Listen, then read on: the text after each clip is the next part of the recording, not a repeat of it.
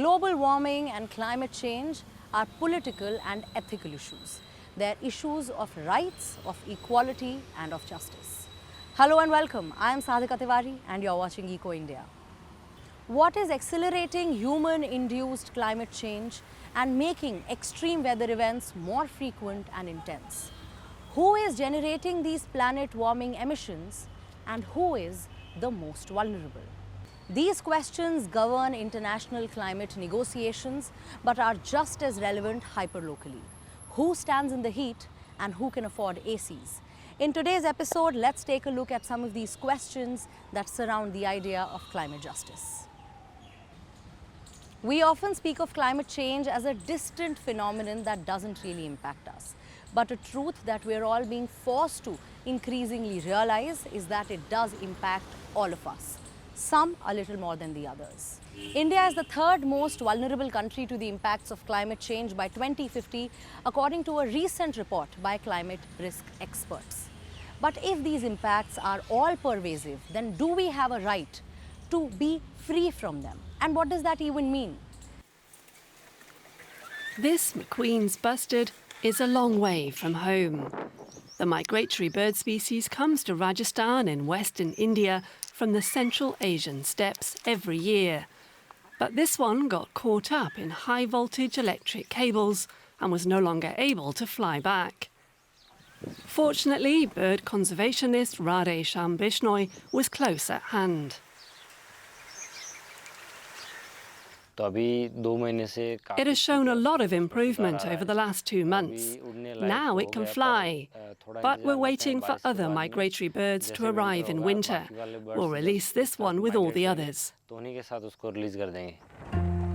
A closely related species to the McQueen's bustard is also native to this region, known as the Great Indian Bustard, or GIB for short. Just 128 of them survive in the wild. In spite of conservation efforts, dozens of bustards die when colliding with electrical power infrastructure each year. This web of power lines comes from India's push for its renewable energy climate goals. The grid, solar panels and wind turbines need large tracts of open land. But with lots of wind and nearly year-round sunshine, this part of Rajasthan has been chosen to become the centre of India's clean energy future. The plan's proponents, like Aditya Singh, hope it will be a game-changer for the economy. This renewable energy sector, if you go by any report, this sector is going to attract investment of trillions in our country. So if investment comes, the employees, the workers, everyone is going to be positively impacted. But what's more important, green energy or wildlife conservation? This question ended up in India's courtrooms. In 2021, the court ruled that all new electrical power lines be laid underground, a heavy cost that could make all future renewable energy projects unviable. There are serious social and environmental concerns which arises out of renewable energy. This blind approach of having renewable energy park, whether it's solar or wind, in biodiversity hotspots, in areas which looks barren but is actually very important from the wildlife perspective, from the avifaunal perspective, from the perspective of grassland species. Well, this should not be a ground on which these areas are opened up. However, the Supreme Court decided in 2024 that biodiversity protection cannot come at the expense of carbon-neutral energy production. The court overturned the earlier ruling to allow overhead power lines for renewable energy projects. We have to move to green energy, which is solar and wind and all others. And therefore, we cannot have such a large area for conservation of the GIB. Now, GIB is protected not only under the Wildlife Protection Act, it is also under the Convention on Migratory Species as well as Convention on Biological Diversity. No one can point out where they are not talking about or not concerned about the well-being of any species of the nature. Far from the courthouse debates, shepherds like Kishan Singh must find ways to eke out a living on rapidly shrinking grasslands. I used to be able to let my sheep graze anywhere. But now that solar power plants have been installed, there are fences everywhere, so we can no longer easily find land to graze our sheep.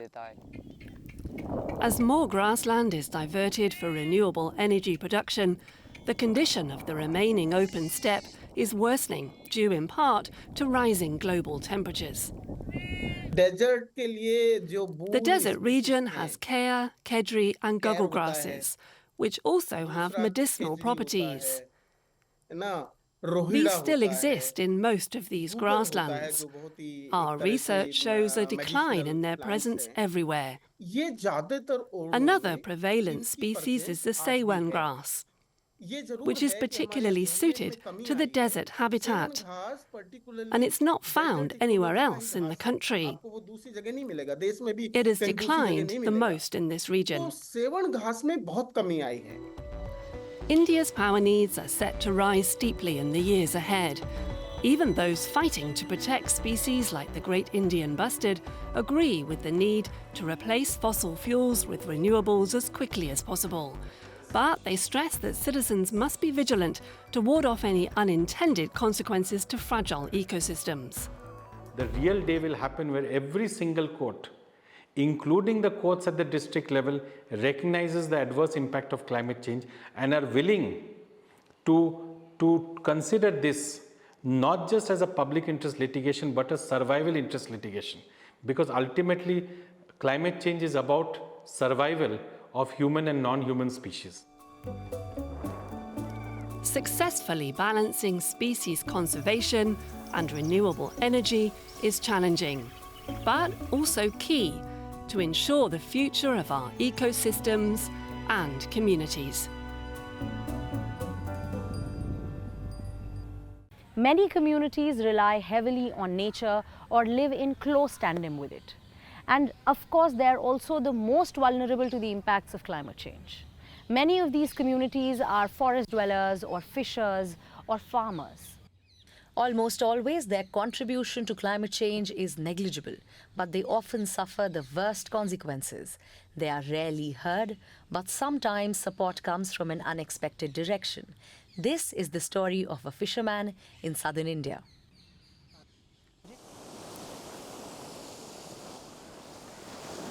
Palayam Anna comes out here to the beach every day. He's a fisherman. But here on the coast of Tamil Nadu, people can barely make a living from what they catch at sea. Palayam always has his smartphone with him on the boat. He's been using it to note down everything he observes out here for 6 years now. The fish's habitat has been steadily declining, and he knows from environmentalists that climate change is a likely cause.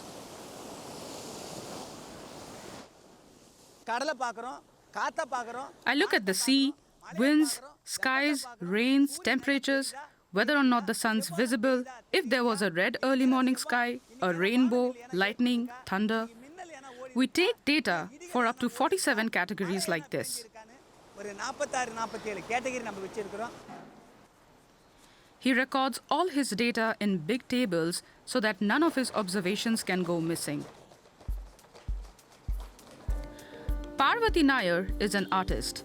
She tries to make scientific topics accessible through her work, including climate change. She met Palayam during her research. I thought this was something that needed to be recorded for posterity in one sense. And I also thought it would be wonderful to use his knowledge, his artisanal knowledge of the ocean, to talk about the ocean. It was, literally the ocean being given a voice through the person of Palayam Anna. She tells Palayam's story in a film that features in her exhibition, The Living Ocean. Through this film, we explain to people that the climate is changing. We tell them about how people of the past used to live, how times have changed, how the climate has changed. We explain all of this through this film. The artistic film encourages the viewer to reflect for themselves on the impacts of climate change. Art doesn't sort of hit you on the head and sort of make you feel defensive. Art doesn't instruct, it proposes, and then the viewer can take away an idea, a thought, a piece of information, and hopefully act on it to make a bit of a difference. In its exhibition, the Dakshina Chitra Heritage Museum in Chennai shows how human activity is impacting our oceans. Pollution, noise, and rising sea temperatures affect sea creatures. Alongside Parvati, other artists have also dedicated their works to the various facets of climate change. There are two works called Reef and Ocean's Forest, which are by the hashtag collective. And as you move around these works, the works themselves change. So on the one side, you see what a healthy mangrove looks like or what a healthy coral bed looks like. But as you move around it, you see what happens when they get degraded. So in this way, we're also trying to show the impact. It's a visceral moment when you see what can happen. Palayam has also taken on his very first work of art for the project, an installation with fishing nets. We mostly buy these nets for our work. I made this piece for the Dakshina Chitra Museum because of Parvati. This is the first time I have done anything like this. It turned out really well, even on the first attempt. She's pleased, and I'm happy with it too.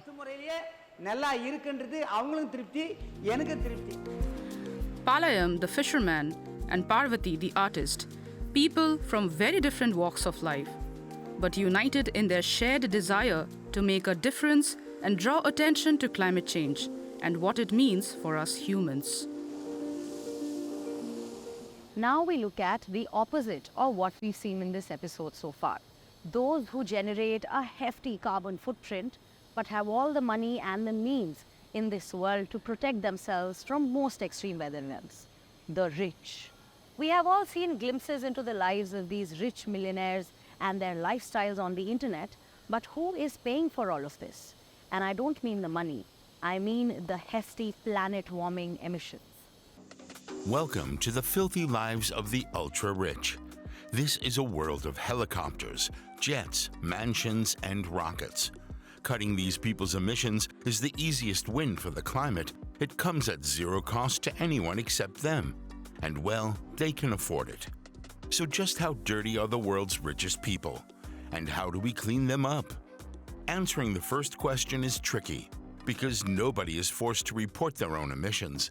Scientists take estimates of the carbon pollution from an activity or product and combine them with data about how often you do or buy it.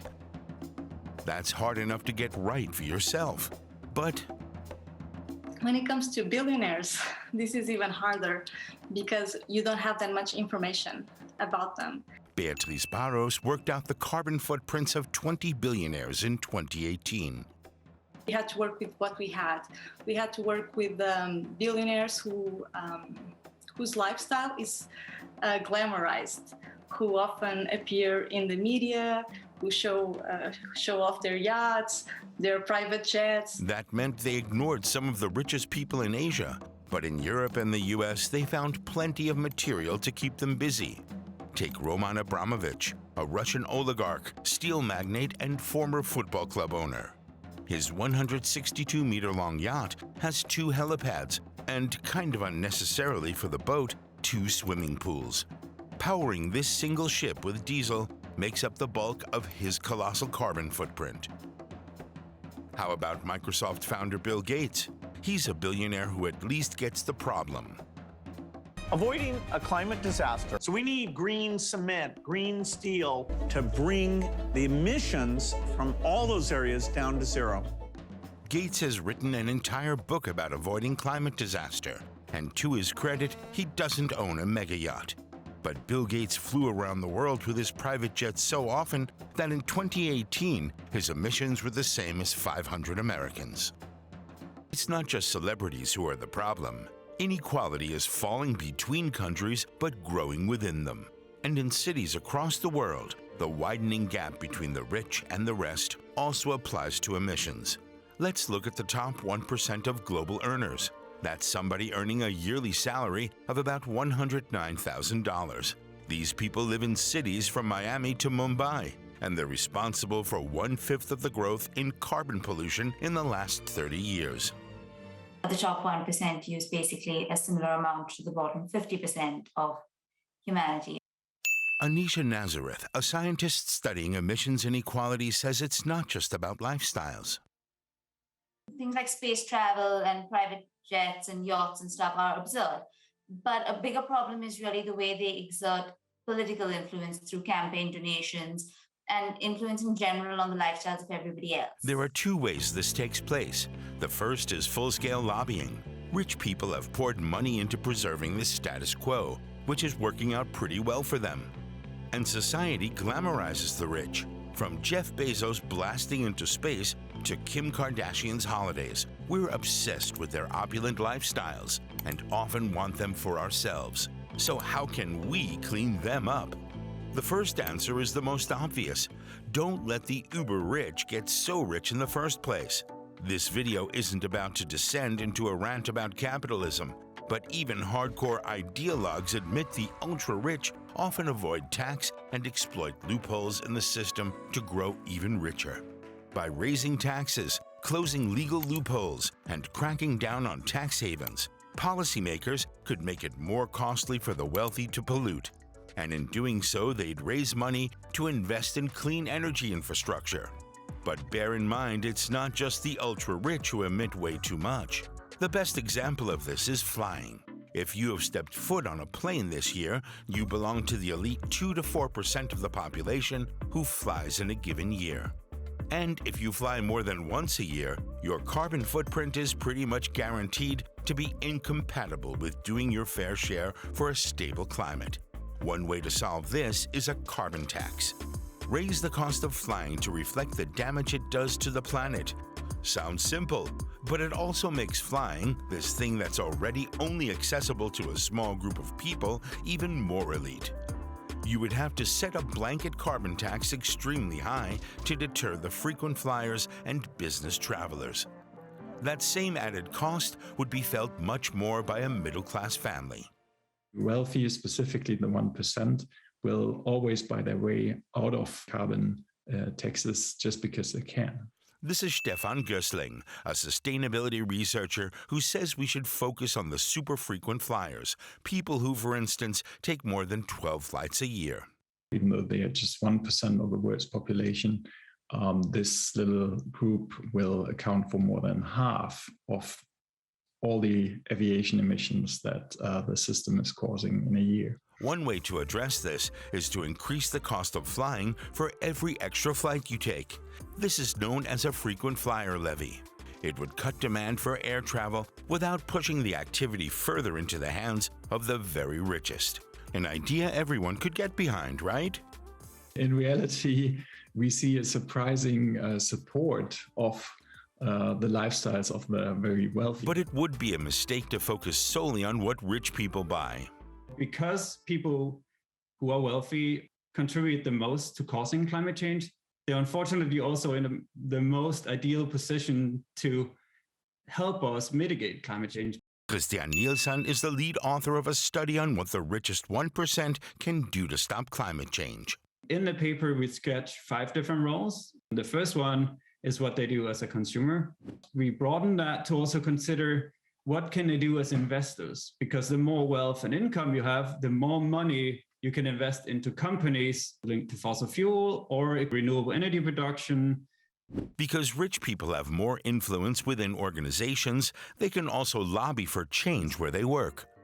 Cleaning up the lifestyles of the rich is a clear-cut win for the climate. But for the most part, the rich aren't going to just decarbonize themselves. Policies that redistribute their wealth need to gain societal acceptance.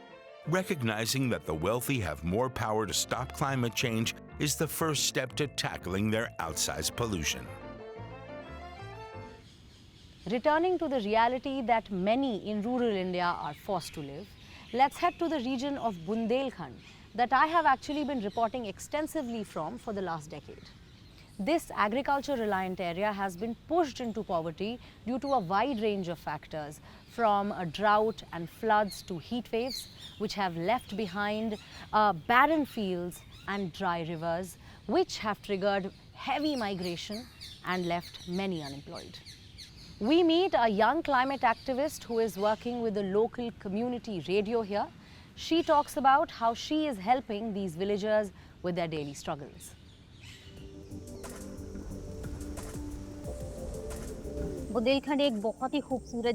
Bundelkhand used to be a beautiful place with so many rivers flowing through, like Betwa, Kane and Dhasan.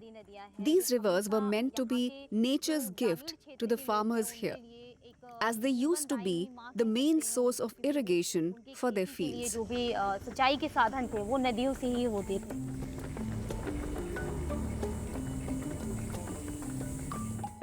Earlier, they would depend on groundwater from bore wells.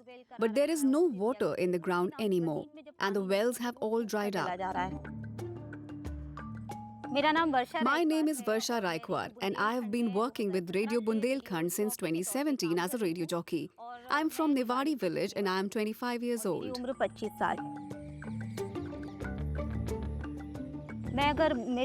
I have so many childhood memories of this region covered with forests.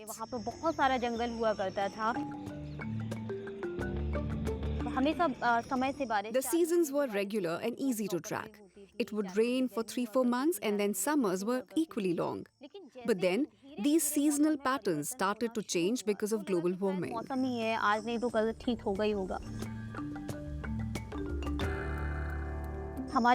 Where once we would grow wheat in abundance, we started to face a severe shortage where we could barely grow enough to feed us through the year.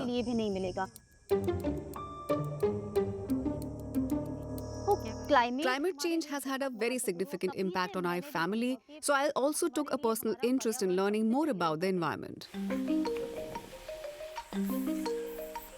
One day, a friend of mine told me about a radio network she had heard called Radio Bundelkhand. श्रोताओं नमस्कार, radio Bundelkhand 90.4 सबसे पहले जो concept They had a show called Shubh Kal and it was one of their oldest radio programs. So I used that show as my platform and started to work on creating content around climate change for this particular show, as it was one of their most popular programs. लोगों को और aware कर सकते हैं.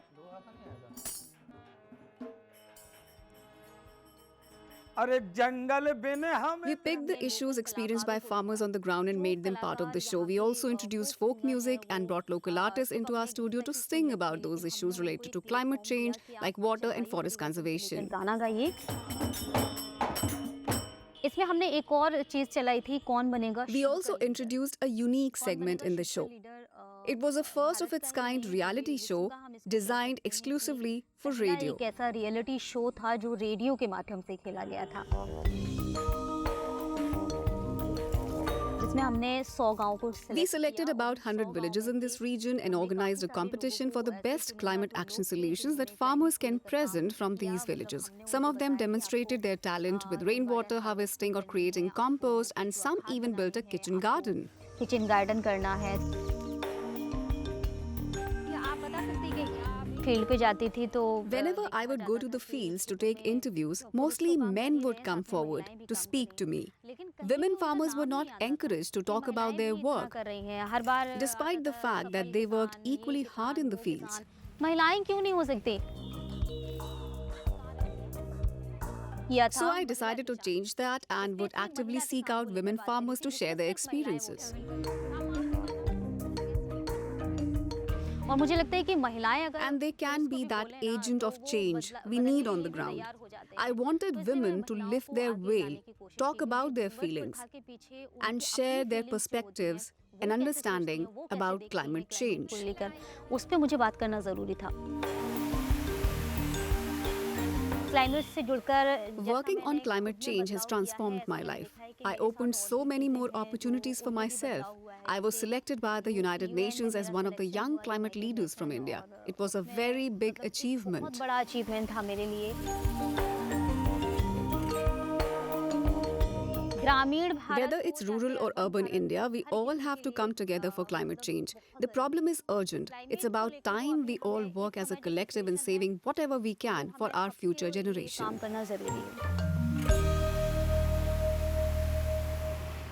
All of us, doesn't matter who we are or where we live, always need a privilege check. Sometimes it inspires us to share our privileges with the vulnerable, and some other times it pushes us to fight for our rights. What did today's episode inspire in you? Do let us know. You can email us or reach out to me directly on my social media handle. I will see you next week. Until then, take care. Goodbye. Namaskar.